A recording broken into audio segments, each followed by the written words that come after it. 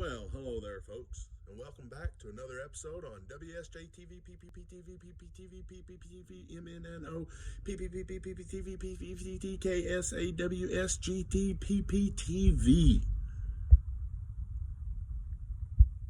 Thank you for holding. Well, we've got another little snow coming down on us. They're calling for 3 to 5 inches tonight. Can you believe it? It's snowing like crazy, Phil. Almost like a blizzard out here, huh? There you go. Now you can see it. I promise you, everyone, it is snowing. So go ahead, get your penny loafers, get your whitey tidies, and your favorite cigar, and go make a snowman. Until then, stay tuned for more from Another Day in the Snow in Minnesota with Andy in the great state of Minnesota.com.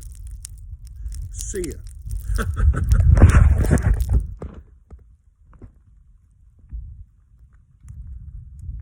I swear, dude, this is like a blizzard. Ah! Everybody calls me crazy because I think it's snowing really hard, and they're like, oh, this is nothing. Shoot, you know what I'm saying?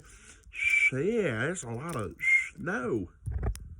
I think it's awesome. Georgia would be shut down for a week with this stuff.